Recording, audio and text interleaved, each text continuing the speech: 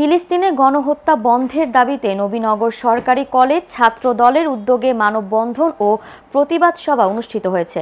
সোমবার সকালে ব্রাহ্মণবাড়িয়া জেলা নবীনগর উপজেলার নবীনগর সমবায় মার্কেটে এ মানববন্ধন অনুষ্ঠিত হয়।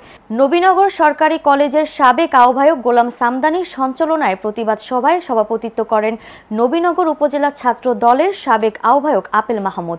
মানববন্ধন ও প্রতিবাদ সভায় বক্তব্য রাখেন নবীনগর উপজেলা ছাত্র দলের সদ্য সাবেক আহ্বায়ক আপেল মাহমুদ, নবীনগর পৌর ছাত্র দলের ভারপ্রাপ্ত আহ্বায়ক আরিয়ান জাহিদ, নবীনগর সরকারি কলেজের সদ্য সাবেক আহ্বায়ক গোলাম সামদানি, সিনিয়র যুগ্ম আহ্বায়ক আবু ইউসুফ, ব্রাহ্মণবাড়িয়া জেলা ছাত্র দলের সাবেক সহ সাংস্কৃতিক বিষয়ক সম্পাদক তৌফিকুল ইসলাম তপু, রতনপুর ইউনিয়ন ছাত্র দলের সিনিয়র সহ সভাপতি মোহাম্মদ দেলোয়ার হোসেন।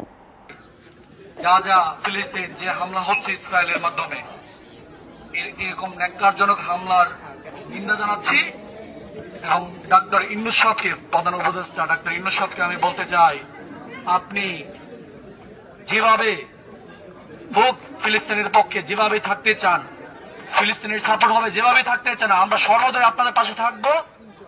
আমরা আপনার সাথে আপনি যেভাবে বলতে চান এভাবেই আমরা থাকবো ফিলিস্তিনের সাপোর্ট হলে।